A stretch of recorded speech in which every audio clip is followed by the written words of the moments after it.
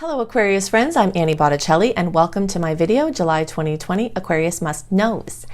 This is a month where we've got the third eclipse in a row of 3 eclipses, a time of massive change, and at least the new eclipse cycle, the Sagittarius-Gemini eclipse cycle, is in a sweet angle for Aquarius placements, so hopefully a trend for the next couple of years will be easier than the last eclipses, which were not in a really great angle. So you've got a wrap-up of the storylines that started in the middle of 2018 with the Cancer-Capricorn eclipse cycle. We've got a continued strong grouping of energy in Cancer, which is going to be very emotional. So I liken this month to the shaking off of water from a dog who's wet, right? So after a dog has a bath, they're like heavy with the wetness, and then there's like this shaking off. So you will have a lot more emotional energies around you personally and other people experiencing high emotion in June and July because of the eclipses, because of all of this movement, Mercury retrograde in Cancer, the sun moving through Cancer. But as the month goes on and the sun goes into Leo, which, you know, Leo and Aquarius have this complementary type of energy, and then we get further from the eclipses and the shadow periods of Mercury and Venus from their retrogrades wear off. It's really this, so I'm calling the theme of this month bubbling up and blazing forward, because even though we're not going to go, let's see, we are not going to go in a direction where we're away from the retrogrades, because as soon as Venus and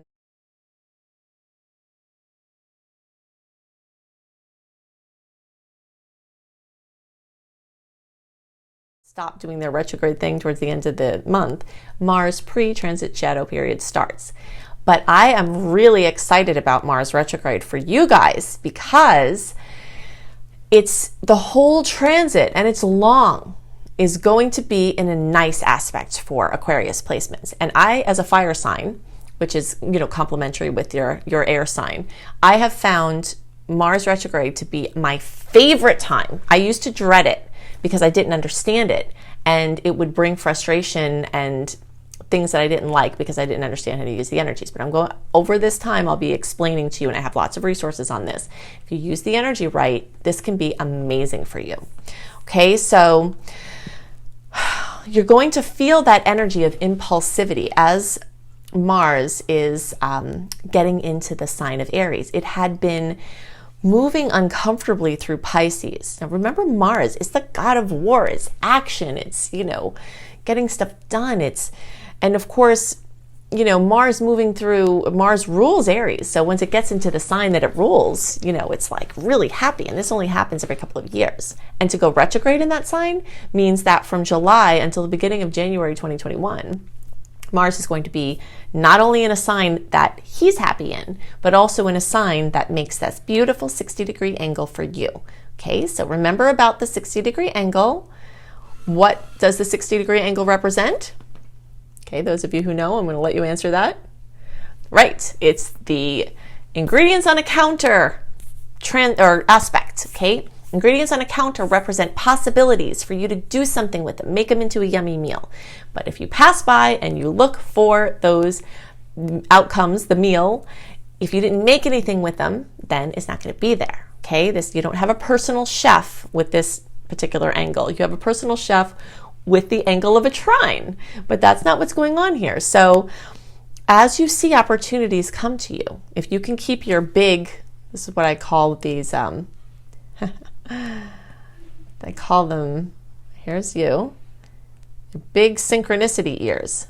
Okay, you want to keep your big synchronicity ears open for the whole rest of the year, because the ways that these opportunities might come to you starting this month can be subtle.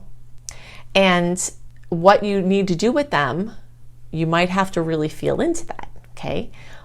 But what's great about this month, one of the many things, is that as this like kind of rumping and bumping of this Aries energy is with Mars is happening, where you want to do something, you feel like you have to do something, the recklessness, the impulsivity, like the call to action is brewing throughout the month as it's getting stronger, but before it starts to like wane, where it goes backwards, because that's what will happen when it goes closer to retrograde, which is in September.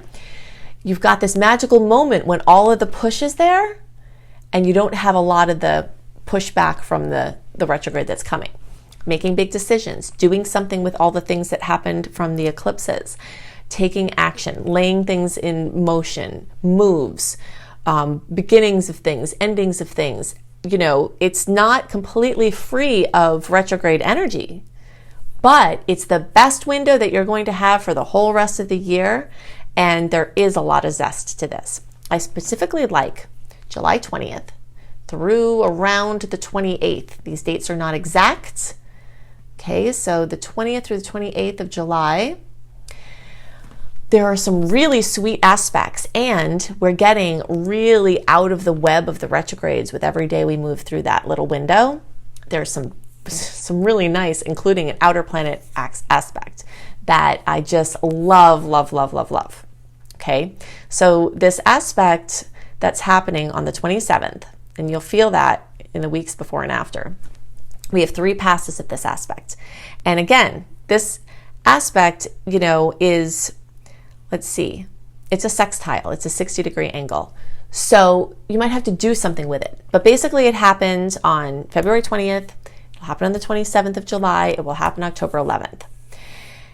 This is like, okay, the way that I like to describe this is a system. Okay, so Jupiter and Capricorn, what we're talking about here, and I'm using the early degree chart here, but the reason why I have that crossed out at the top there is because everything I'm talking about is true for all Aquarius placements.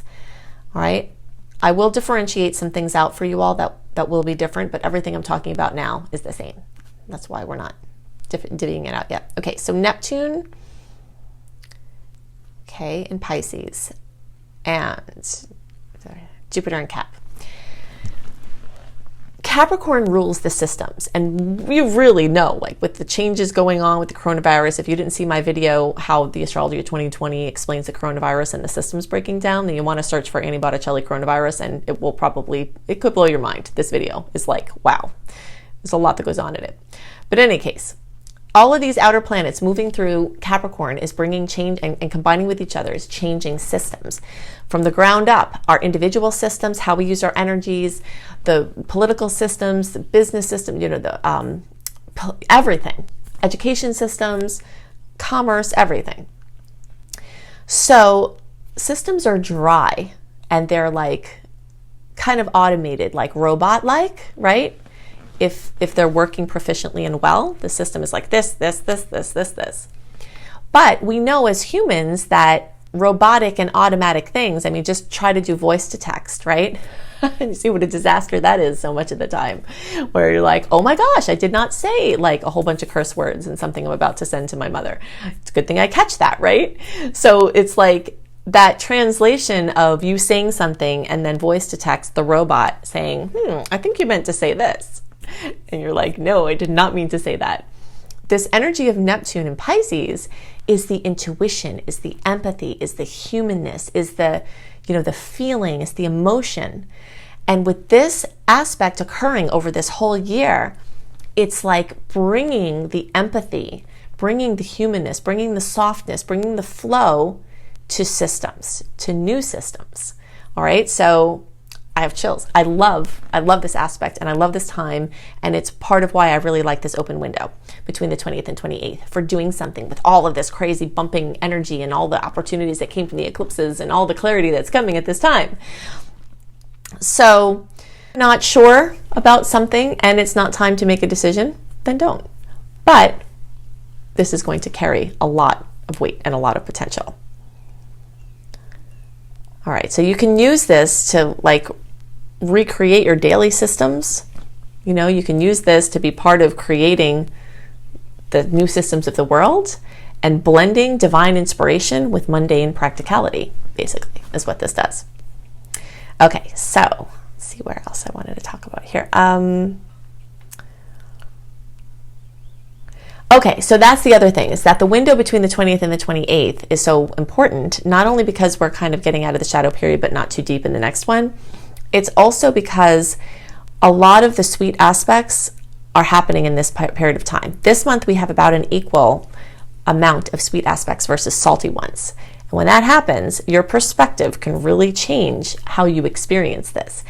But until around the 20th, every time we have a nice aspect, it's coupled right there with an annoying one. It's like sweet, salty, sweet, salty. It's like, you know, yay, boo, yay, boo. Right? That's kind of like, you know, before that time. And then after that time, even throughout August, this is pretty much happening. But in this nice little window, there's, you know, just pretty much yay. Now, of course, you have personal things going on in your chart where something could happen in those weeks that are not what I'm speaking about. But this is a very powerful energy. It is a layer of truth that is happening, and it is something that I know I will be using, and that hopefully you will be using to do whatever you need to do. All right. Now, with all that being said, it is going to be an emotional month. So we can't let that message be lost in all of my getting worked up about what's happening here. Okay, so emotions are coming to the realm of health, and this is going to be true for all early, middle, and late degree placements, but it's staggered.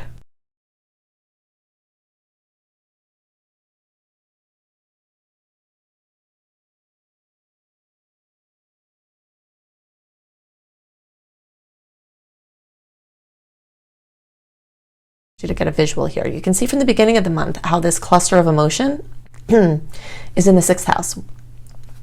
When you look at the middle degree chart, where's that cluster of emotion? Is it in the 6th house? Nope. That's why I differentiate out.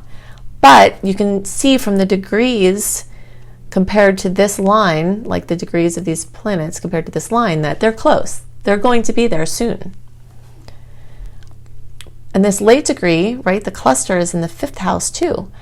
But the distance between these degrees and this line, and this line is complicated, but it's just, you can see the point here. The point is that these planets are not going to get into this 6th house as fast as they got in there for the middle and the early degree. We start out the month with the emotion in the 6th house. And as the month goes on, for the middle and late degree placements, it gets there, okay? So what that means is that emotion, for better and worse, is really centered around pets and animals. It's centered around health and your diet and your regimen and labs and testing. In general, this is a really good time for labs, getting lab results, because when we're out of the retrograde, and even for surgeries. Now, picking a surgery date is way more complicated than I can give you in this format. But in general, because Mars rules metal, surgical implements always involve metal. Surgeries that you don't need, that are voluntary, or that you kind of need them, but you have a time frame you could pick from, those things energetically could be better here in this window, towards the end, and also into the first part of August. But of course, if you need an emergency life or death surgery, don't worry about any of this. Go do what has to be done. Follow the flow. Right? So, but if you have a choice in it, and you were going to do something like get a knee operation in September, and it's in your flow intuitively, something voluntary like that, you might want to get before the Mars retrograde energies start getting stronger. So that's 6th house. Okay, so your health, your surgeries, your diagnostics, things like that. So the emotion is coming to that space, and it will take a little longer throughout the month to get there for those of you later in the sign. This is also work, like your daily work experience. If you're self-employed, it's your office dynamics every day from your home office. If it's going into work, it's the climate in the office. And so a lot of that, 6th house stuff is going to come up. And again, the building of systems and, just things that go on in your day-to-day experience. Now, for the middle and late degree placements where you don't have it getting to that 6th house at the beginning, right? It's there, the emotional cluster.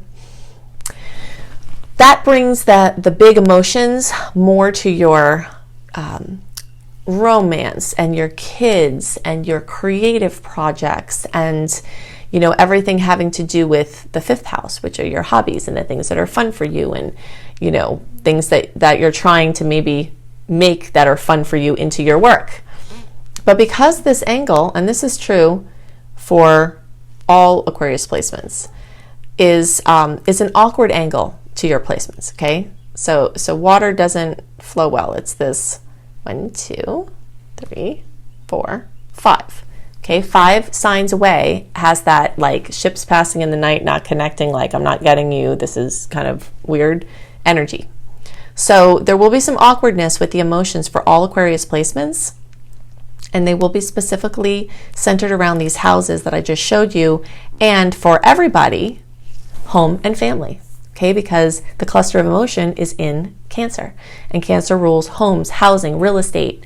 A lot of people are going to be saying goodbye to homes and real estate from this going on, between the eclipses and between this. But a lot of people are also going to be saying hello to the new chapters, and there's that awkwardness in the time after where you're having to let go of something to let something else in. Okay, so see what else I wanted to talk about there. Yes, and Venus is corroborating this story of home and family. Okay, so we're see all of this Cancer energy is home and family. It rules the 4th house, and Venus for all early, middle, and late degree placements has energy in this 4th house. So homes and housing and family and real estate and ancestry and finding your parents and relatives and genetic issues, like genetic health issues, all of that. And by the way, if you have a genetic health issue, please look up the work of Dr. Bruce Lipton. I've spoken about this before, but he can help you to get into a different mindset and possibly have a different experience of what you think you might be doomed to genetically from a disease placement. Okay, but in any case, Venus, the money lady, is going to still be talking in your home and family sector. So that's going to be a strong piece that's coming up. All right, so the last thing that we want to do, I promised you that we would look at this July eclipse. This is the last eclipse in the Capricorn Cancer cycle that started in the middle of 2018. It's ending now. It's the big wrap up. It's the big conclusion. It's the big ending, the big beginning. It's like the clean slate is coming, the wrap up of karma, and it can be pretty intense. So watch the May report for where the June eclipse, the first June eclipse, is going to be exactly for you. Watch the June report for where the second June eclipse is happening for you, and then this July 5th eclipse at 13 degrees of Cap, I'm going to show you right now. All right, so for early degree placements, that's very likely in the 12th house. It depends on your exact degree, but you may experience some of that in the 11th case. We'll say 12th and 11th. We'll talk about what this means, and I have whole other videos to give you more about this. Okay, 13 degrees for the middle degree placements, right on the line there. And then the late degree, that's going to be in the 11th house for you. All right, whoops. Get all that out here, get all that out there, get all this here. All right, so everyone in the zodiac is going to have this energy of major endings, major beginnings, major drama, changes in the home, the work, the career, the fathers, figures, the bosses, what your life purpose is and what your path is out in the world, what you're doing out in the world. Everyone in the zodiac is going to have that because Capricorn rules those things. So all Aquarius placements, look for my video, eclipses in Cap or 10th, okay? And you can find this on my at the bottom of my homepage on my YouTube channel. So if you just search for Annie Botticelli YouTube, when you scroll down past the recent uploads and the playlists, at the bottom, there's an eclipse series, okay? So you can read this to get very in-depth detail about everything that I've seen manifest from this possibility, okay? We talked about how the early and the middle, you've got 12th and 11th. So, all right, so this is middle and late. This is early and middle. Late people might see a whisper in the 12th house. Early people might see a whisper in the 11th, okay? 12th house has to do with your subconscious mind in a big way. When we have eclipses in the 12th house, it can burn up in a second karma. I mean, it's like a very strong karmic wrap up. And a lot of this can have to do with the energy of past life. Now, hear what I'm saying about the energy of past life. Everyone in any religious faith can still work with the energy of past life in the way that I'm speaking of it, because past life energy can come through miasms from the blood. Okay, this is kind of trippy. If you study homeopathy is really, really cool. I read all of these books that these old French guys wrote on homeopathy and the things that they've done and they're doing. If somebody in your family line had rabies, all right, there is something in the blood, and this is something I see in the charts all the time. The blood doesn't just show us what we might look like, our genetic predispositions for appearance. We see now more and more the blood is telling us these storylines about health. Well, what I've seen for almost 20 years that I'm doing astrology is that more than that comes through the bloodline. And so when I say past life can also mean, like, if you don't believe in actually the soul having a past life, then it could mean like someone in your ancestry had it and it's affecting you because of the energetic imprint that's come through the DNA, which they can't track this yet, but I can see it here. All right. So the same way that somebody who's an ancestor of somebody that had rabies like a long time ago could be afraid of dogs or wolves, like have this like weird thing about wolves and dogs that they came in with. They were always like that from the time they were a child. This kind of like fear and karma and things that have happened can come through, and this 12th house is this house where these fears, where these blocks, where these, patterns, these imprints. It's like the attic of our lives or the basement of our lives, a dark place, where these things are. Also, I call the Harry Potter house, because he realizes that the things that he's worried about are not outside of him, they're inside of him, they're projecting outside of him. And once he conquers them internally, then he conquers them externally as well. So that's what's going on for you all. And it could come in the form of addictions, it could come in the form of, things holding you back, fears, patterns. So basically the chance for spiritual breakthrough is amazing at this time from this. Okay, and you can see my video, Eclipses in Pisces or 12th, to see a lot more info about how this can manifest for you. All right, so for those middle and late, possibly a whisper for the 12th, but that's not the main show. Unless you're later in the early section, then you're closer to that, is the 11th house. So I'm going to give you a tidbit here, but eclipses in Aquarius or 11th is the video that you want to watch to get the full storyline of what you can expect here. So I really hope that that you take the time to look at this, because it's really could profoundly help you. All right, so in any case, 11th house has to do with friendships, so changes there, wrapping up of things with friendships, groups, social media. You might find, dramatic endings or beginnings with an internet-based project. And if you have to launch your website, this window between the 20th, 28th, and like even, through the, I'd say, into the beginning of August, you still have some energy before Mars rolls back in and all of the people get lazy and their ambitions wane and all of this. So launches for websites, things like that, humanitarian efforts, nonprofits. Okay, so if you want more information on how you can work with this month, you can sign up for my free email newsletter at anniehelpsyou.com. I do a write-up of all of the dates of note of the month, what you can expect from them, and as well as a written overview of the month. And you also get my free 28-day virtual coaching program for free called Shine when you sign up for a free email newsletter at anniehelpsyou.com. And all the links I'm giving you are in the notes underneath this video. You can get written horoscopes by me 1 month early. Oh, and by the way, my write-up for the month is delivered to your inbox 1 month early, like I do the videos. So I do written horoscopes at cozybysweetstarlight.com, and it's also just a beautiful website with all kinds of astrology kissed awesomeness for healthy living. So then you can also find other blogs that Annie helps you. If you'd like to learn astrology and you resonate with how I teach, you'll love my class, Becoming a Professional Astrologer Mastery course. You can see this course as well as free courses. Okay, so I have paid and free courses at my school, Luminous Life Multiversity, at lumelife.com, L-U-M-E life.com. I can help you do whatever you want with your astrology love. And so if you're in the mode of learning, then this might really be for you. And plus you can check out my free courses. Okay. So I hope you have a wonderful month, and I'll see you next month. Bye.